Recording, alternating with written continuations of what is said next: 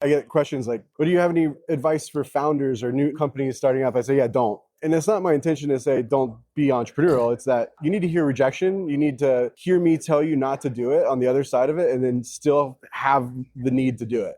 So a lot of people told me I shouldn't keep the 9 to 5, keep the balance. I just didn't want to listen because I love it. I do love it, but you have to be wired for it. And you have to be ready to handle lots of ups and downs. Sometimes the lowest low and the highest high of your business journey could happen on the same day. Welcome to Season 10 of CX in the Wild. 10 seasons of conversations with the visionaries who are reshaping the world, one experience at a time. This season, we go further into the minds of those who challenge the status quo and reimagine what's possible. And now, the adventure continues. Welcome back to CX in the Wild, episode number 2 here in Las Vegas. And we're just going to jump right into it. I always start the podcast with asking people to say who they are and what's keeping you busy these days. Well, my name is Trevor Clark. I'm the founder CEO of ShiftOff. And what keeps me busy is growing our company. It's a full-time plus job. So it's about all I can handle in terms of time. But I got other things too. But that's the main focus right now. I could talk to you all day long about entrepreneurship. I am so entrepreneurial myself. We just opened an office in Dubai, in South Africa. We are based in the United States. We're growing. Our audience is growing at 50,000 a month now. Wow. And it's amazing. Just we did it for I was an entrepreneur for it's 4 years now, but I worked on this little side thing for 10 years before that, and it didn't really go. Yeah. You have the ups and downs. Yes. And you know what? You cannot be an entrepreneur unless every night when you go to bed, you're like, I'm prepared for it to all be over tomorrow morning. And if I can't wake up tomorrow and start and be okay there, I need to just pass the ball. I tell people because I get questions like, "Well, do you have any advice for founders or new companies starting up?" I say, "Yeah, don't." Yeah. And it's not my intention to say don't be entrepreneurial. It's that you need to be ready. You need to hear rejection. You need to hear me tell you not to do it on the other side of it, and then still have the need to do it. And a lot of people told me I shouldn't do that. Keep the 9 to 5. Keep the balance. I just didn't want to listen because I love it. I do love it, but you have to be wired for it, and you have to be ready to handle lots of ups and downs. Sometimes I also say that sometimes the lowest low and the highest high of your business journey could happen on the same day. And how do you explain that? It's crazy. I need to take a moment here. Yeah. Do you know? You don't know this. Yeah. I've been trying to explain that to some people who are very, very close to me, who've known me my whole life. And what I say is just exactly what you said. I said, you have to understand that for me, I can go from 100% ecstasy Yeah. to 100% agony Yeah. in the same 24-hour period. Because sometimes, I'll be, let's say in this particular instance, I had the opportunity to be having this conversation at one of the most exclusive places in the world in Dubai. And the person who was with me was like, wow. And I was like, don't wow it. Because by tomorrow, it could be equally this bad. Yeah. Just ride it out. Yes. Try to stuff it down because you just don't know. And you know what? The very next day was the worst day of my life. Oh. So it was true. But then I was like, but I'm also cool with that. You have to not let the highs take you too high or the lows take you too low. You got to find emotionally this balance. It's like stoicism. Yeah.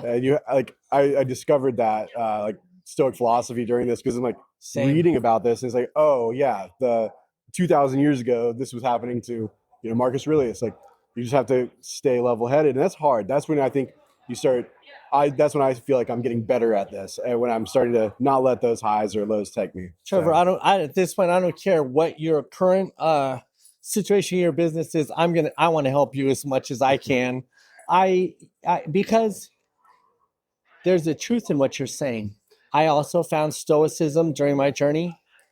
And every day I wake up and I try to keep it level. Yep. And I just got back from Brazil, so like that's my security team.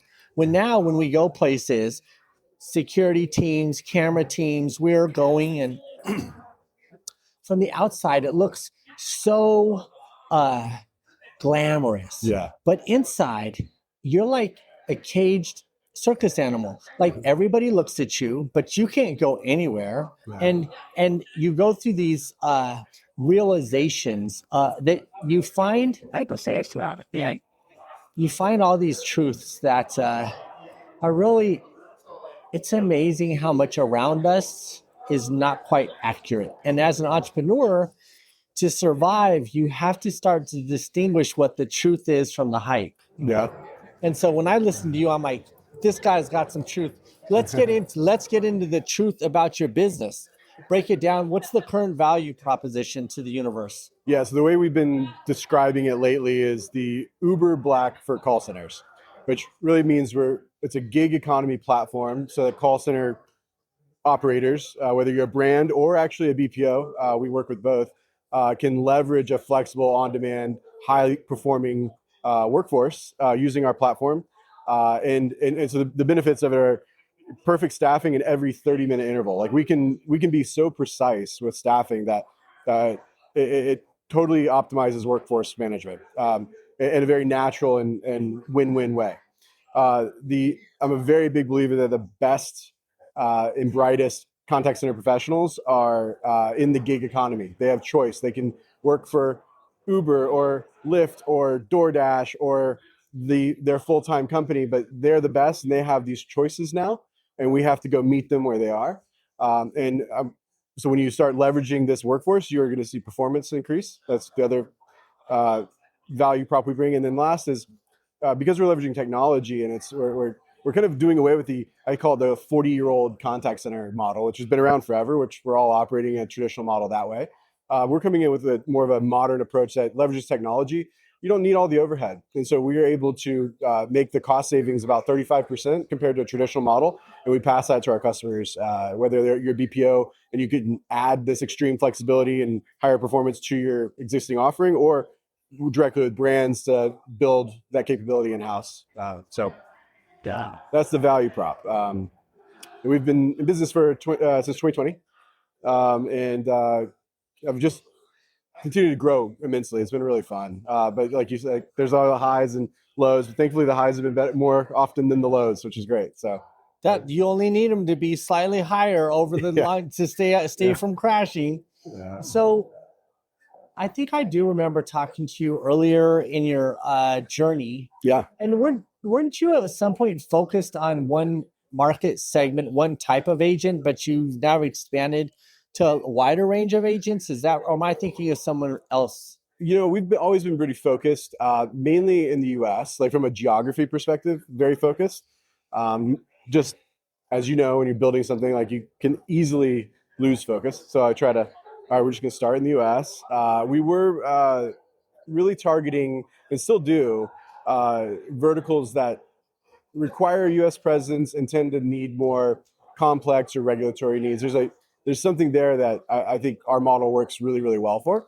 Do you do industry specific, like insurance, financial? We do insurance. Like I'd say we're industry agnostic, but there are certain industries that make a lot of sense for us, like insurance. One thing we're really good at is just rapid response. So when hurricanes come for the state of Florida, which I live in Tampa, usually those things are headed right for my house, and I've got to like pack it up and evacuate while we flip the switch on. But we're really good at bringing in hundreds or thousands of agents in a short amount of time. That's one value prop we bring. The others are, if you're really sophisticated in your contact center and you care a lot about the customer experience of, hey, when calls are queuing, customers aren't super happy with me, and you get really good at workforce optimization, you can leverage us to get more staff in those 30-minute intervals that you care about, or it could be hours or 2-hour blocks, whatever is really important to you. And you don't actually have to hire more people. So the CFO stays happy and the customers get way happier because they're not dealing with hold times. So that's when I feel like customers get really sophisticated using our model. You can have a different required FTE number for every 30-minute interval. It's pretty powerful. So that's, I guess, an expansion, or we're just getting really clear on what we're good at. So that we produce so much. Sounds a little too hard to believe, Trevor. That's fair. How many agents are don't answer anything that you can't, but you can just say can't answer that. But how many agents are in this pool of drivers on the road at the moment? Yeah, right now, the last time I looked at the number a couple months ago, I don't remember now, it was like 17,000-ish. We're constantly bringing new agents in because we continue to grow. And those agents vary in productivity. So I get you. So 17,000 US based agents.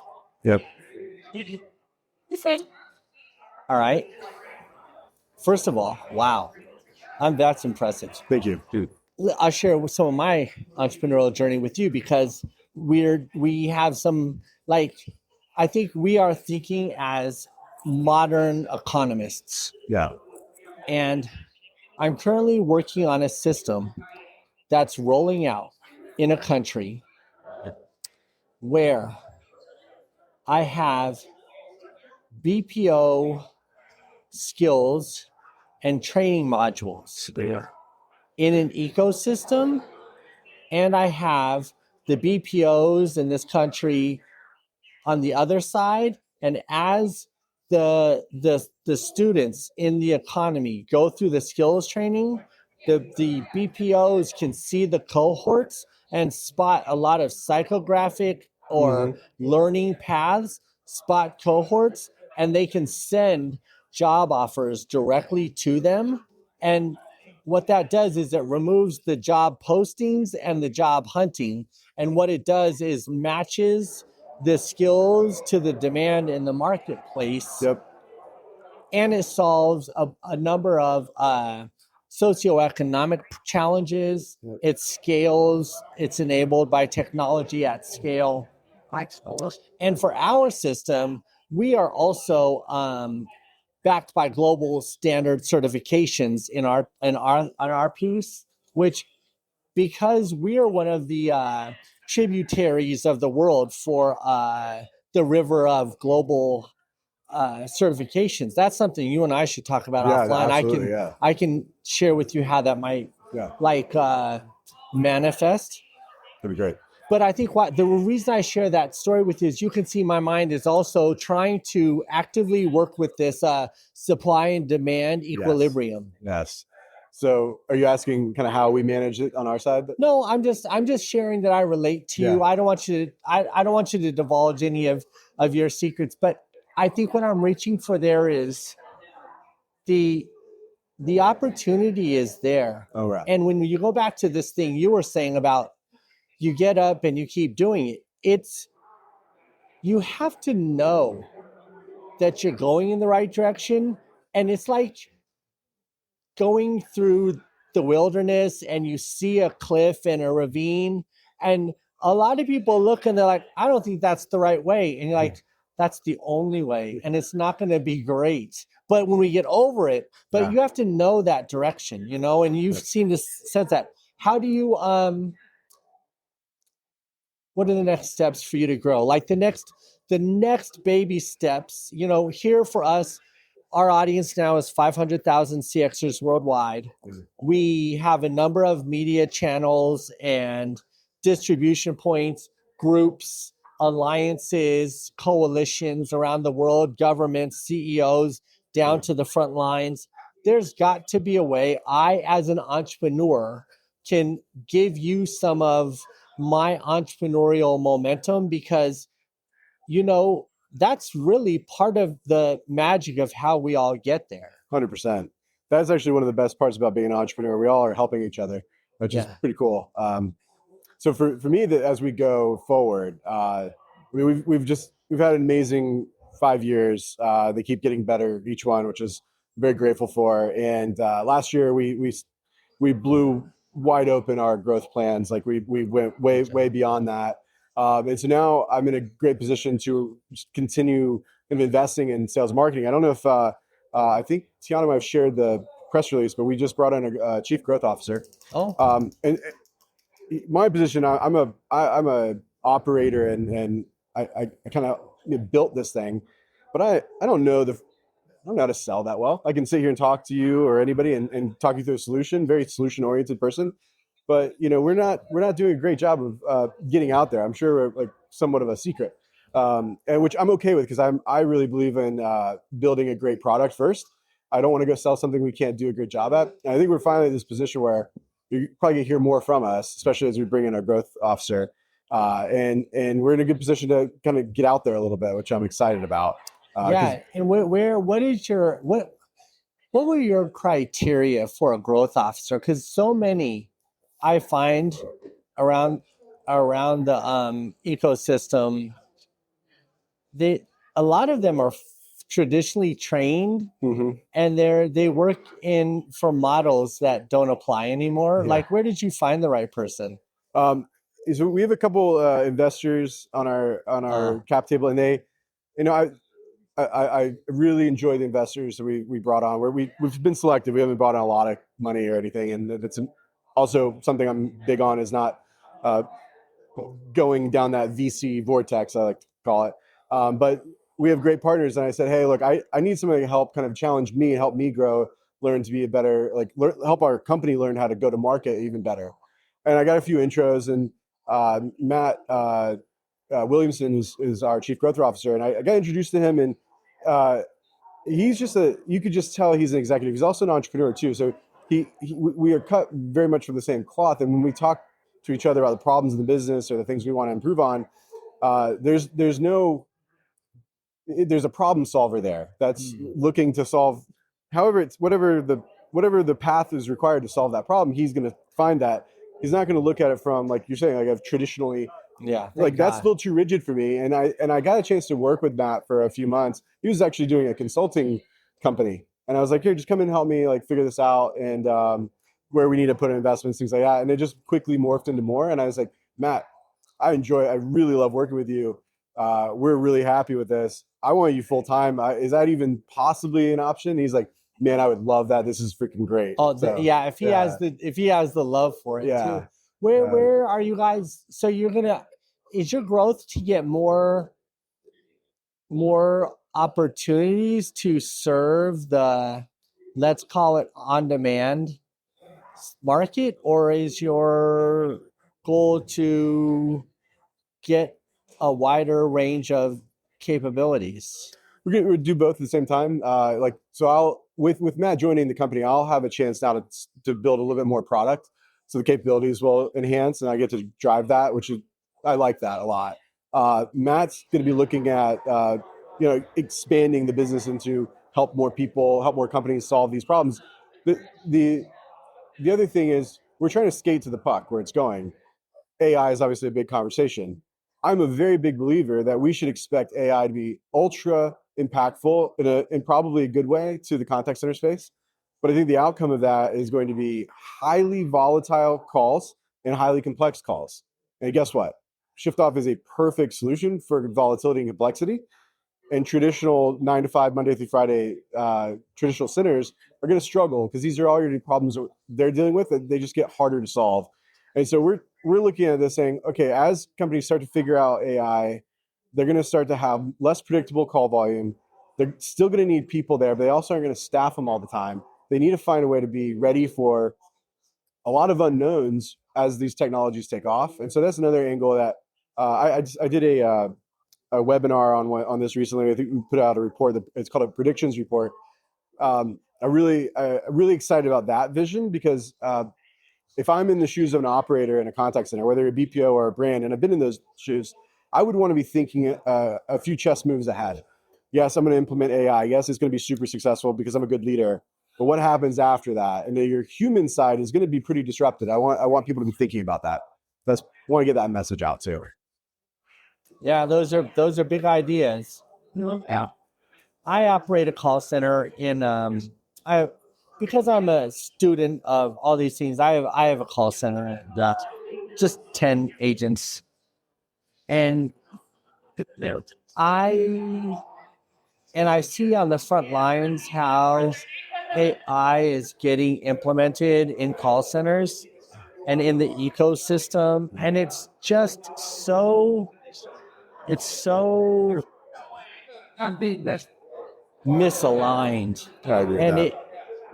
it's baffling to me how many people are talking about it and how many don't have any idea what's happening.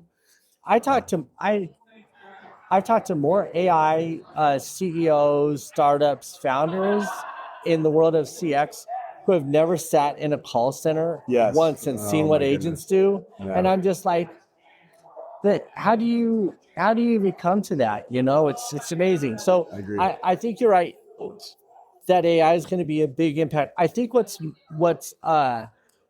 people keep trying to get to the agent through all of the existing ecosystem. And what I did in mine is I came from this and I went and gave AI to each individual agent Nice.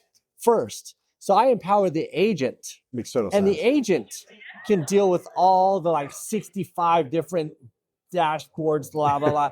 But I gave them the power themselves to, here's an example I don't think anybody talks about. Now, depending upon your compliances and your regulations, but an agent who you teach to use AI and then teach them just to open up their dashboard and screen shoot it and throw it into AI and say, what is all this and what's important? That agent will come up to speed 1,000 times faster 100%, yeah. than the next person. So that's kind of like how I'm getting. I agree with that. And in my view, and the same as yours, like we were doing I did a talk in Orlando in January, I think, and I noted that 9 out of 10 companies that are exhibiting or talking or whatever, heck, even my session had AI written in it. We're not even an AI company, and so it's obviously this very hypey thing. And I said, okay, well, who in this room is successfully running an AI, anything successful about it? Barely a hand went up, and so it's interesting. I think the practical applications are we're going to figure that out at some point. Probably it's not there yet, but I'm taking the position that I was pretty amazed when I first used ChatGPT. I underestimated AI until I got my hands on that.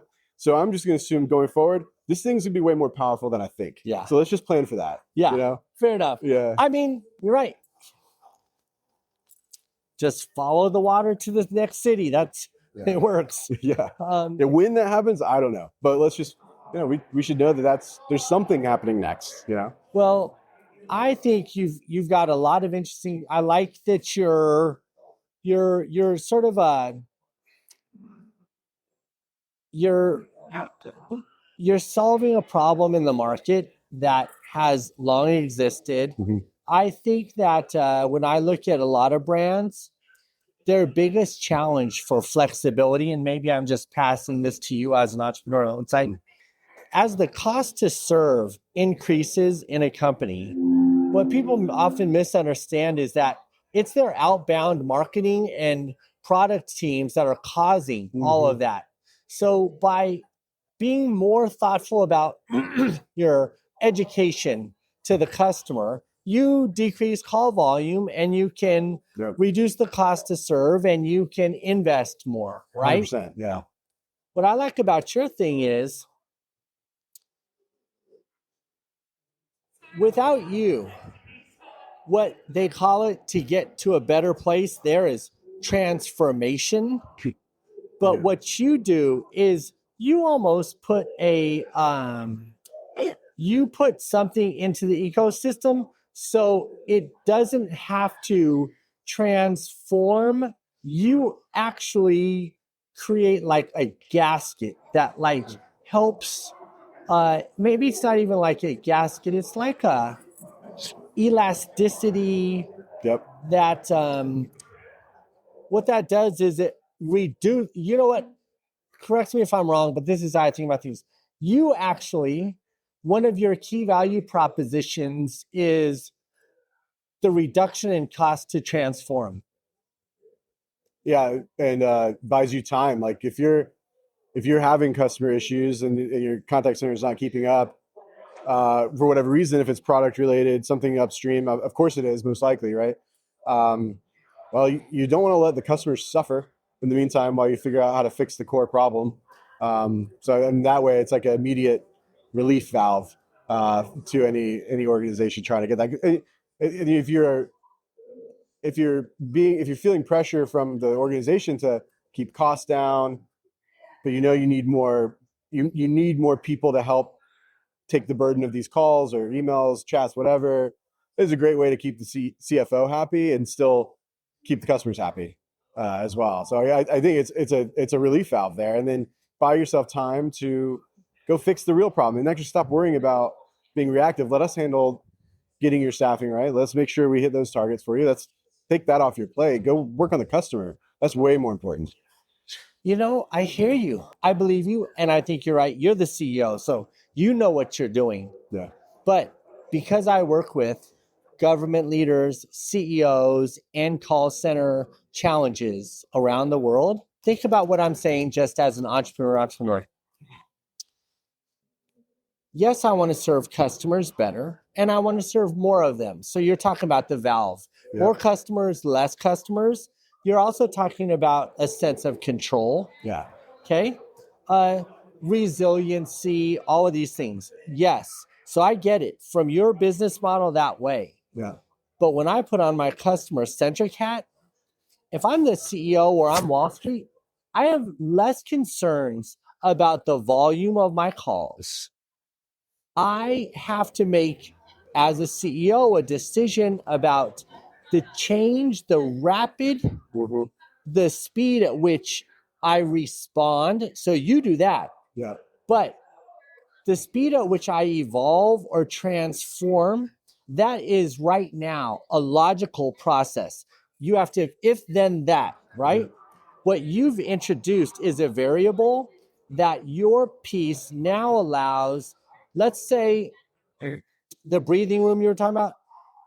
If I bring you in for 3 months on an account and I just leave my problem the way it is, I can isolate my problems within your ecosystem and say, oh, it only goes up when we send out an ad. It only goes out when product teams launch something. So what you do is you create clarity and you create a bridge of business intelligence before transformation or in cycles and sprints during transformation that is an entirely different asset to the ecosystem of call centers. I'll give you a great example of that. Yeah, like you're right on. Like one of our customers, it was like 3 weeks ago. They came to me and they're like, Trevor, our intraday arrival pattern just completely shifted on us. It was busy in the mornings and we knew that. It was like you could set your watch to it. And then all of a sudden one day something changed and now it's totally different. It's afternoon. Well, so to your point about you're making changes to the business. Well, they're making changes that's going to start changing the dynamics of how customers interact with them. Well, you need to be able to change the way your supply of agents is there for them, right? So it was a 2-hour situation where it encapsulated the phone call I got, and then the email to my team said, "Oh yeah, just switch the allocation in our platform," and then they all had staff there in the afternoons where it wasn't planned to be. We were able to make that switch immediately. So the customers in there making their product better, but it's going to actually potentially wreak havoc in some ways, good or bad, on your contact center. You kind of need levers to pull there. And with a full-time W-2 only staff, sitting duck is what I think of, so it's nice to have those levers, the relief valve, however you want to call it. I think it's a power. It's a lever, a huge one. But using your service for even for a quarter or 6 months would give you like an EKG that would tell you 100%. If you were headed to a heart attack or if you were getting better or not. Yeah, absolutely. It's brilliant. Trevor, I could talk to you for hours, but I do need to, we're talking to a lot of people, but Trevor, I love talking to you, hearing about your business. I think I remember talking to you or someone in your organization earlier on. But this is a platform that's about sharing your journey, your wisdom, your needs, your asks, your voice with the universe. So if there's something you'd like to say to the world of CX, this is an opportunity for you to speak directly to them. Is there anything you'd like to say? And keep in mind, when we publish these, we put all your contacts. You don't have to tell anybody where to find you, because we'll give you the assets too. But is there something you want to say to the world of CX? Sure. I think weaved it in a little bit here and there, but I'm pretty excited and passionate about that. Our space is changing so rapidly right now. It's fun. Like we're headed for like a pretty exciting future. Technology is changing. The workforce is clearly changing. The businesses are always going to be evolving. I'm excited to be hopefully part of the future of that. And I know your listeners are also part of the future of that, because if you're listening to this, you're thinking forward. So for me, what I would love is to know more of your listeners and hear feedback on our views and just conversation. Here we are, I think, in this industry. One thing I love about it is everyone's helping each other, much like entrepreneurs. And I'd love to have more of those conversations. Do you want more of those conversations? Do you need more agents? No, we're good on agents. But actually, no, I'll take it back. One hand washes the other. It's a cycle, but so we always want great agents to be a part of the platform, and so no one should hesitate to join Shift Off, because it's a great place for contact center agents to kind of take control of their hours, their pay, the work they're doing. To me, it's the best contact center model to work for in the world. I'm not biased at all. So yes, that door is always open for sure. And if there's somebody who's thinking about evolving or introducing change to their call center or their staffing or their solutions, and they're looking for strong US-based agents, Shift Off is like a great place. It is, and I will say I haven't fully announced it, but we are also near shore now in Central America. So that is something that again, US. You heard it here first. You heard it here first. You actually did. I'm a pretty passive salesperson, so I want to help people solve problems. If anything I said today sounds like I could help you solve a problem, doesn't hurt to call, and we'll help you figure it out. Thanks for being on the show today. Thank you very much. Appreciate it. Thanks, Ines. Thank you for being part of this journey with us. We hope these conversations challenge your thinking and inspire you to explore new paths. There's so much more to discover. Keep listening, dive into more episodes, and let's continue this adventure together.